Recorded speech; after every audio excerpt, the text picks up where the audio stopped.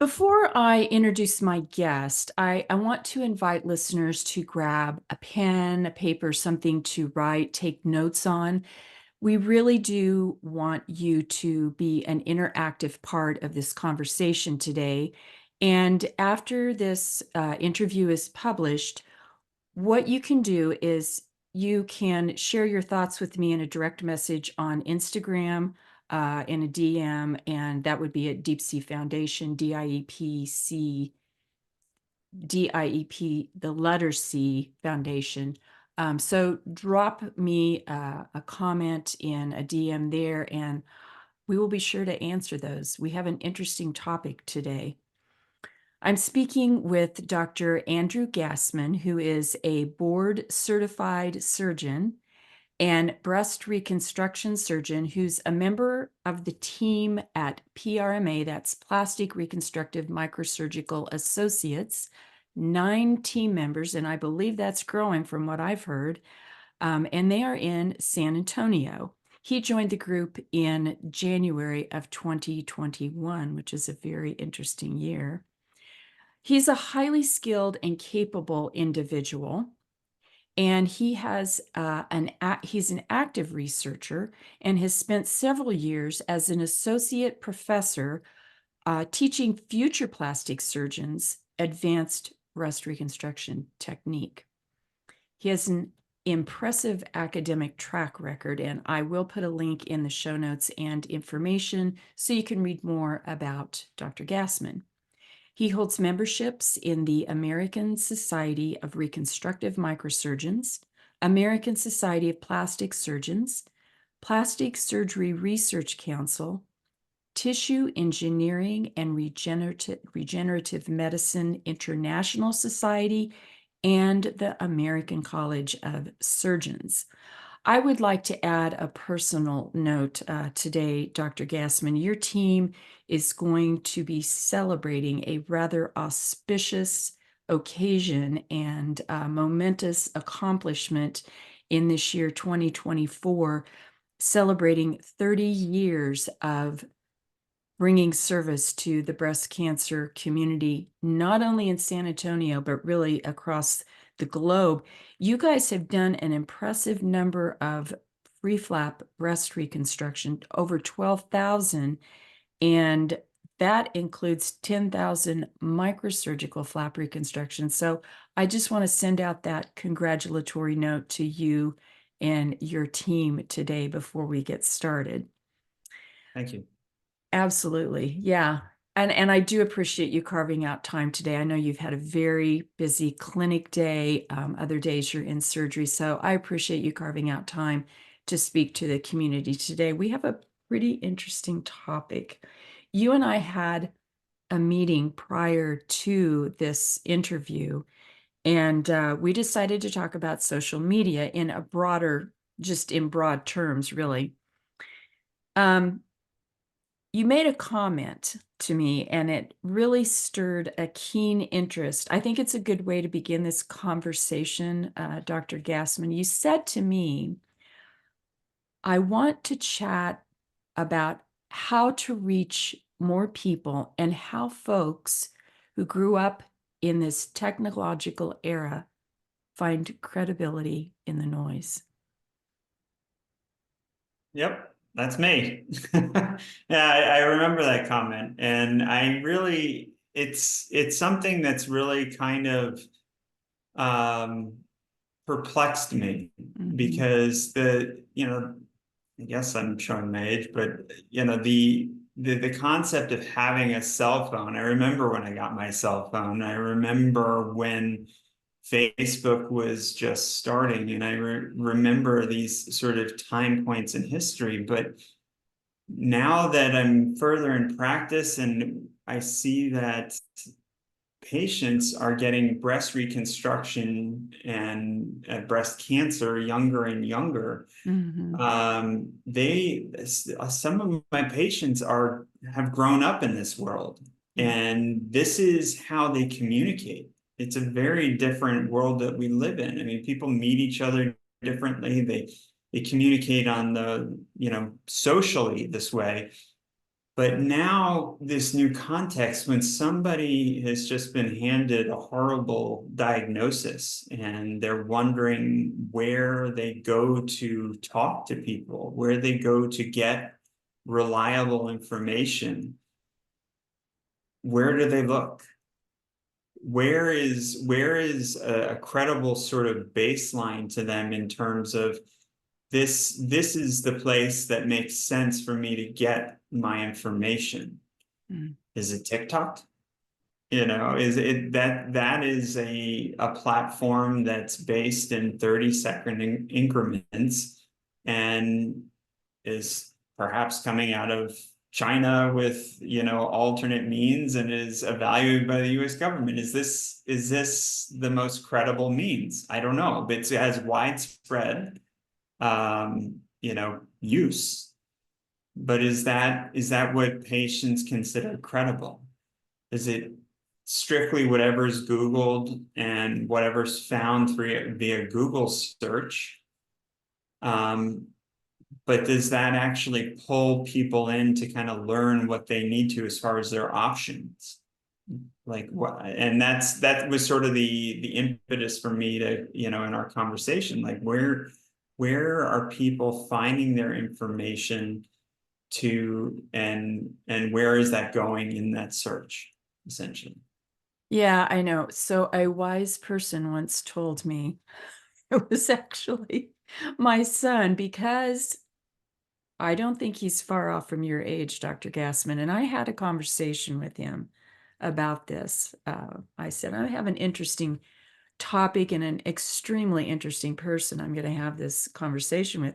And he said to me, he goes, Mom, if Dr. Google is a barometer for medicine, medicine is going in the wrong direction.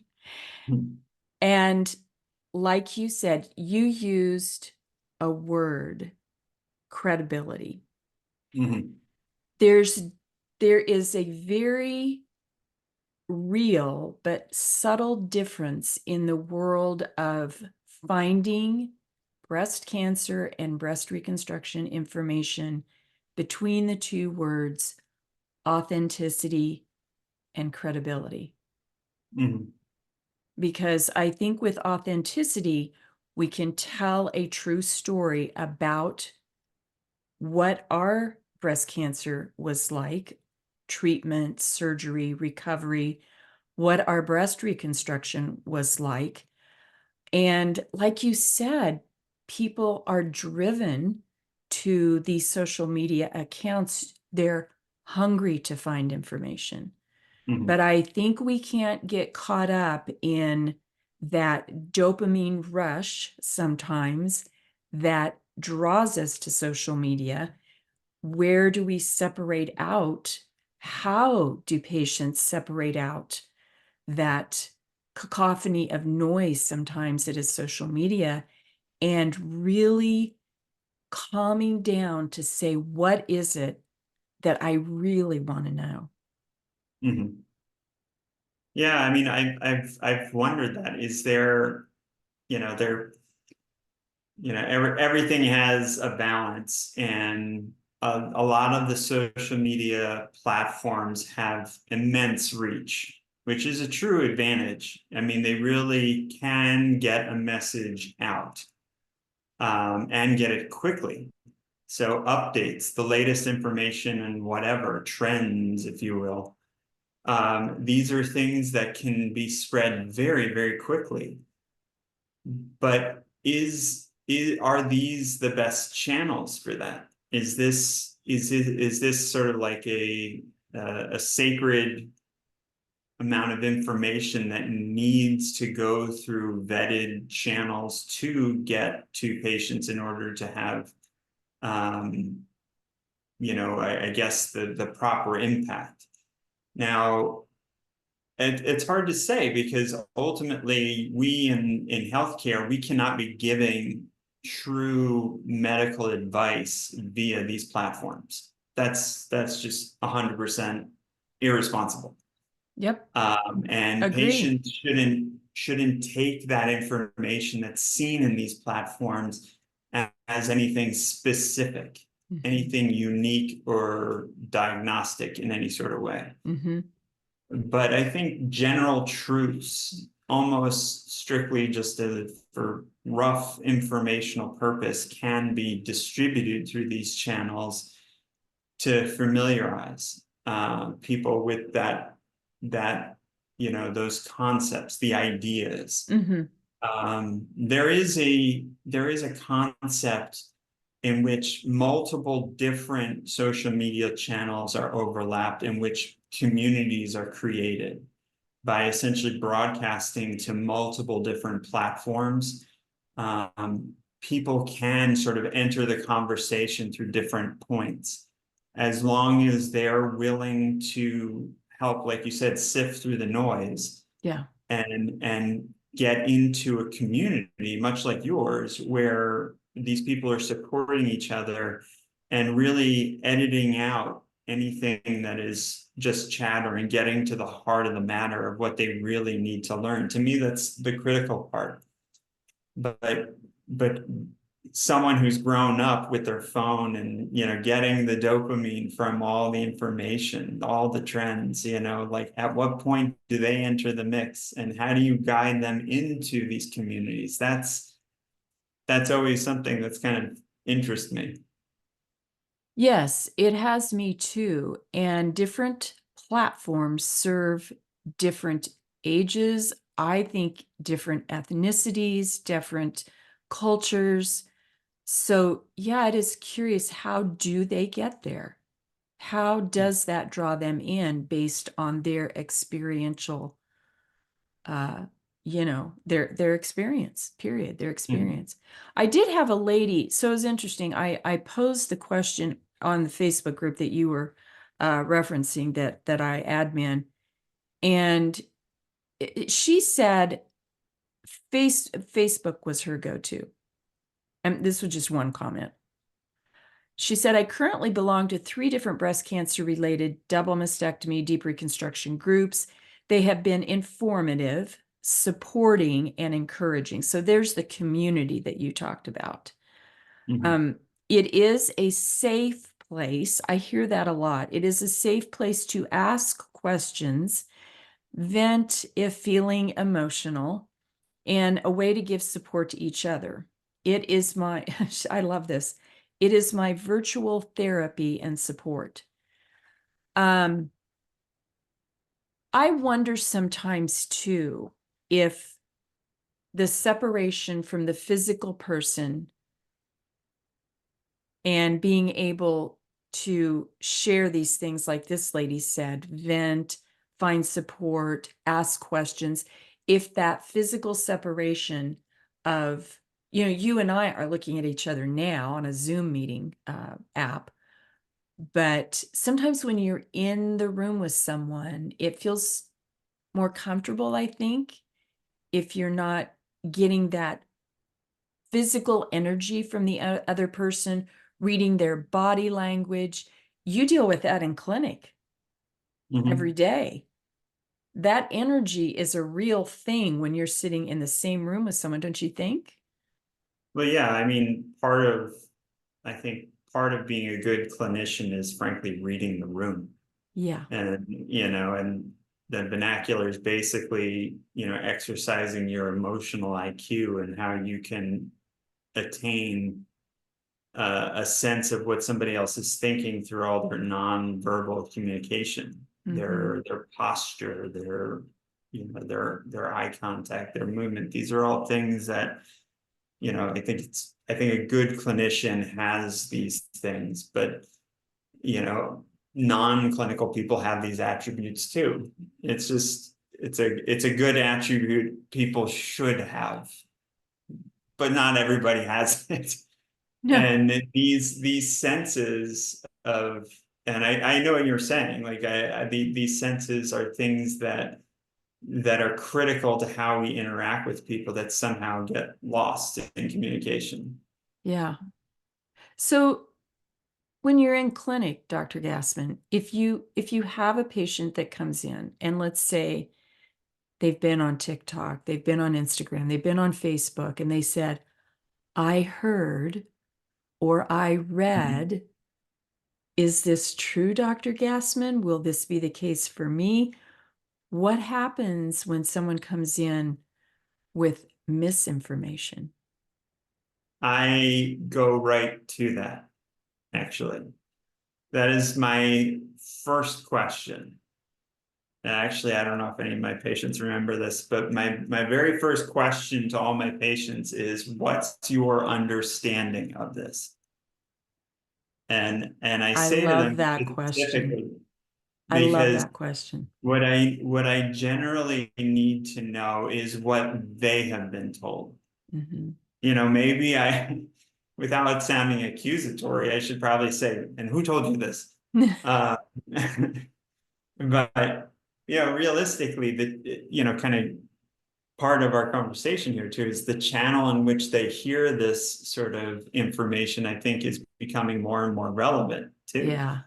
But yeah, I start all my initial consultations with my breast reconstruction patients with what their understanding of breast reconstruction is, because that really does kind of give me an idea of where they are in their information gathering process. When someone tells me some of the details as well, or even sometimes even better than I could say in a short amount of time, that tells me that they really grasp the topic very well. There Mhm. are patients that actually bring in scientific articles that they may not be the most accurate or germane for that topic, but they are very clued into what they want to know. And those versus the opposite end of the spectrum, someone who's frankly a deer in headlights and just overwhelmed with these immense diagnoses in a short period of time. Mhm. And at that point, we have to transmit a lot of information in a staged fashion so that they're not just further overwhelmed. Mhm. Um, so these are things that I think are really important in how we you know, deliver our message. But for me, starting the conversation, I need to know what they know. And but I don't ever ask where they learned it from, because I don't want that to be the conversation. I want them to know more. And that's what the conversation's been so far. That's very interesting. I had something happen recently on my Facebook group because, oh my gosh, the information out there is incredible and it's not always credible. Mm-hmm. So I I guess I'm answering the question that I just asked you. How do I deal with this? Because it's so important for me to nail evidence-based information for patients. I mean, it just is. So something was brought up and I did ask. My initial comment, because red flags went up when I saw the question, and I'm like, I'm not seeing much research on this. Mm-hmm. Can I ask where you found this? So Mm-hmm. I get why you don't ask, Dr. Gassman. It could be really then an inappropriate thing to ask in a consult. I'm thinking of myself sitting there if you ask me that question. But patients need to be aware. So I want to ask you a question based on that. You said, Yeah. and I really like it that you said patients are bringing in studies. So if you were to say to someone, I mean, you've got a platform right now. I'm gonna give you the opportunity. What credible resources can patients go to without having to pay for it? Like, And so, what I mean by that, I'm not talking about going out and buying a book. I'm talking about online resources. So credible journals that mhm. are reachable, and sometimes those are called open Yeah. source platforms. What do you think? So I think I I I like the intellectual debate, and I like the concept of kind of diving into the concepts at hand, like in the detail, but sending a patient to a scientific journal at the beginning of their journey to me is too much. Mm-hmm. They're diving in too deep, too quickly into minutia that I think is going to overwhelm them when they're already dealing with a lot. Yeah. To me, I think keeping a bigger field view of their reconstructive journey, their options, and seeing the landscape is a lot more important. Mm-hmm. Um, you know, when you're building a house, for instance, you know, it's not a series of doorknobs and outlets that the architect puts out to you at the outset. It's the Mm-hmm. blueprints. You're Mm-hmm. seeing where all the rooms are, you're seeing the flow, you're seeing how everything connects, and you're imagining yourself in the space as a whole. And that's really, I think, on the outset, what the patients need to have. They need to be able to kind of see themselves through that journey. And I think that's a lot more important and a lot more palatable and less overwhelming. Mm-hmm. But diving into, and to be 100% honest, you know, even within our um, even within our surgery like review of articles and stuff like that, we tease apart articles in such a way that we scrutinize every detail, and we say, oh well, you know, there's this element and this element, and you can totally rip a paper apart in a journal club. Mm-hmm. That's I to me that's a bit too far for somebody when they have just gotten, you know, horrible news, and they're kind of make sense of, you know, what does this next year look like for me? Mm-hmm. Very interesting. So I to send people what, to I send oh, people to PubMed or to PRS uh-huh. Global Open, but I think you make a very good point. Yeah, I think that a lot of the information that you find in, you know, the larger organizations like cancer societies and Mhm. um, you know, there are these are things that kind of help explain the bigger picture. Can they graduate to PubMed and start reading, and that's fine. That Mhm. is an undertaking. There are thousands and thousands of articles for them to sift through. Mhm. Um, and totally their prerogative. But I think to start getting the framework of what is, you know, what one can expect as far as a reconstructive journey, even their cancer treatments, these are the best sort of starting points Mhm. before sort of moving on to that level of detail. Do you ever ask patients how they see themselves in 1 year, 5 years after surgery? How does Uh, that sit with you? like what do you mean by that? Like where they see themselves?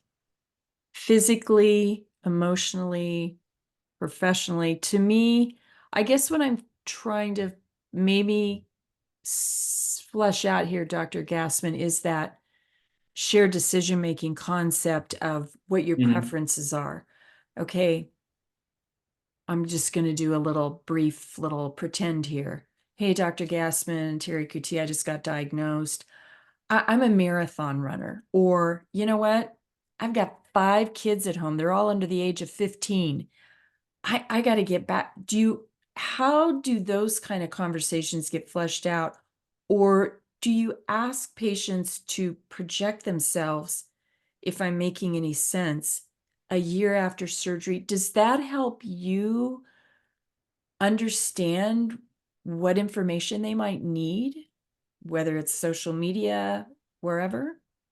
Um, I guess I don't ask it in that term, Mm-hmm. but you know, we are big proponents of the shared decision making model, Mm-hmm. and we lay out a number of options for patients.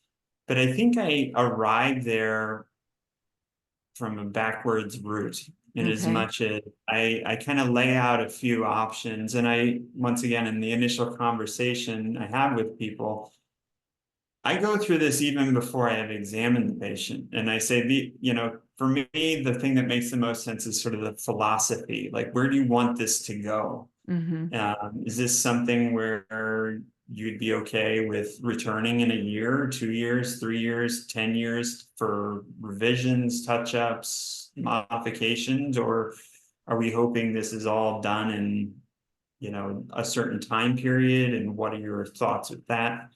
And, I guess that's the closest I come to kind of how we approach how they want to handle the time element with what they're, choosing to undertake. Mm-hmm. Um, and so, I present a few options to folks, and I let them really guide the philosophy, because I say Mm. this is the approach and the mindset if you want to go this way. Mm-hmm. We could always change routes if you needed to, but this is generally our thought process. Um, and then I kind of leave it to them, and I say, of these processes, what makes the most sense to you? Mm. And may I let them sort of, you know, speak to me in terms of, for my lifestyle, this is what I need, and like today, case in point, like kind of like you said, she brought a number of little kids with her, and she's like, "This is my priority." And I'm like, obviously, your Wow. room's crawling with kids, uh, Wow. but like, this is we kind of figure out what sort of reconstruction is going to fit in with their lifestyle. Sure. Sure. So I want to circle back to some social media questions Oh yeah, for sure. based on everything you just said, kind of a segue because you've got a young mom here, brought her kids in. You deal with all ages and stages Mhm. of cancer and breast reconstruction. You know, I'm up in Seattle. Not that there's not technology everywhere, but we're kind of in a Mhm. technology rich environment up here. And I think about, Facebook, which is now Meta, and, you know, Instagram, Instagram and Facebook are connected. And then there's Reddit, WhatsApp, Threads, all of those things. Mhm. How how do we blend or extrapolate where patients are going for this information in terms of what they're getting and when they sit in your office and come to you and talk to you about what they want, how are we going to drive them to the right? And it's not, that's a pretty strong word. How are we going to drive them? How are we going to know what is the best platform for them to Mhm. use when things are Yeah. constantly changing on these platforms? It's hard for me to keep up. Yeah, and I mean that you're nailing the exact question in my mind. Basically, my thought is that there are so many different people that have their kind of favorite flavor of communication. Hmm. I'm a Facebook person. I guess not Twitter anymore. Yeah, X. yeah, X. I'm you know, you know, Instagram person. These are things that I'm comfortable with. I understand the terminology, the lingo, the way in which people communicate and the significance of those different forms of communication within that platform, maybe Reddit, whatever. Um, and we need to reach into all these platforms Mhm. because, you know, the what used to be just the yellow pages is now gotten shredded and thrown all over the planet into different forms, different shapes, different colors. And effectively, we need to still reach the entire yellow pages. Mhm. I wonder if some of the viewers don't even know what a yellow pages is, but I don't know. I don't What know. what are you talking about, Dr. Gassman? I don't know. Yellow? What? Anyway, but basically, to me, it feels like my responsibility is to still go and pick up the pieces of that sort of shared fund of knowledge of where these people are now, kind of spread across the planet. And for us to, get a similar message across, and that message is going to be broken up differently because each platform has its own sort of recipe of how it needs it. One, I can only communicate with a certain number of letters, or characters or whatever. Another is maybe like a 10-second video. Another is, a full minute. Another is a platform for a 30-minute conversation. Mhm. And I think cumulatively, the same message needs to be delivered across those platforms, but broken down by the specific recipe that each platform has. Mhm. And what that ideally will do is sort of send out a beacon of information, a light that draws people to notice that this is leading me to a community. Mhm. I like that. This is leading me to a place, a virtual place that Mhm. I don't need to travel to, but I can meet other people to actually discuss this concept and find both personal validation and then validation in the options that are out there. Mhm. And like you said, like the community where somebody feels safe to just rant, because we all need to do that from time to time. Yeah. But that safe space to do that, and then to get questions in the middle of the night, when you're on your laptop in the dark, pecking away, and the only light is your screen, and you're wondering, is this what I should be doing? Mhm. Yeah. And a community for that, and then that actually will help those people find the resources and help they need.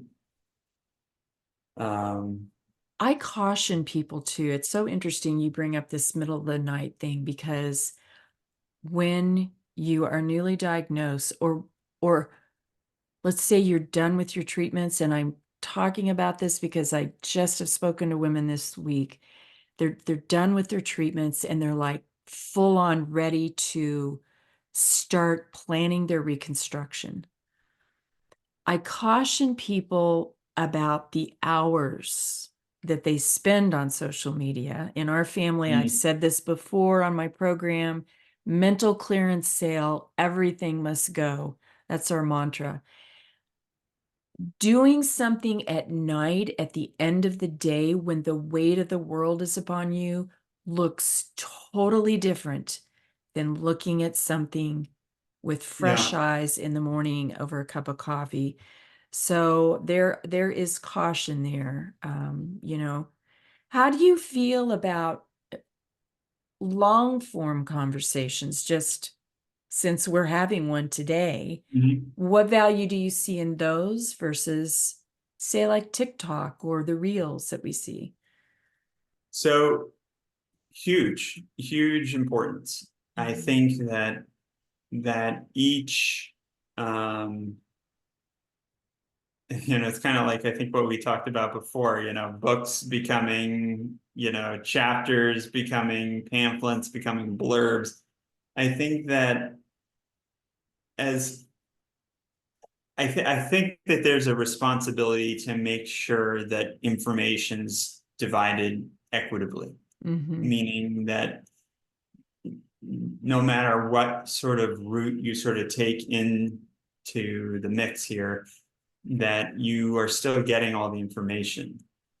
Now, in some ways, a YouTube video or a podcast like this, that it's a lot of time and it's Yes. a lot of information.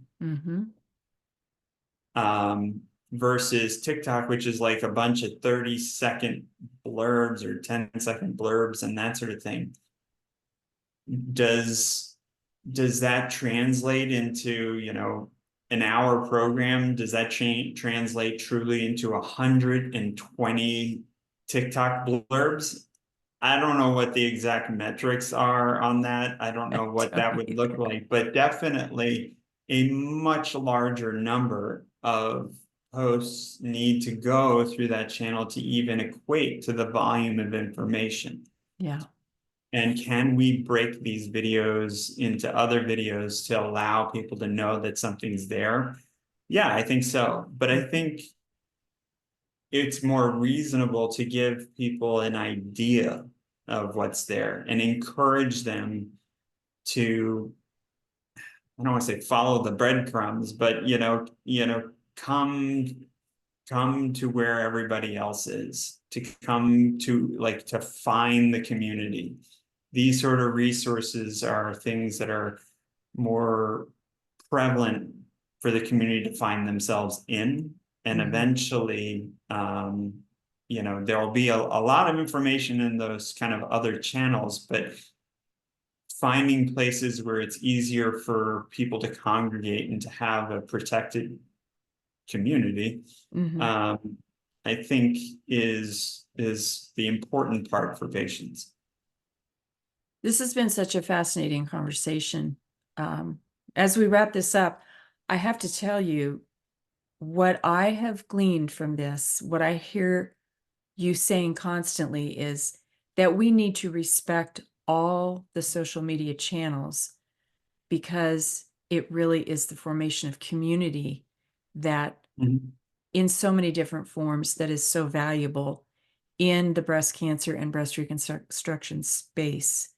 Did I nail that? Did I get Yeah, that? no, I I think that's just good I've because, heard, yeah. yeah, I mean, like, we can't say that one channel is truly more important than another. I think that they each have their own unique abilities, where some are very quick. They get information out very quickly, even though they're very short and you can't give a ton of information, but it's very rapid fire and could potentially reach a large audience that hasn't even heard of anything like what we're talking about.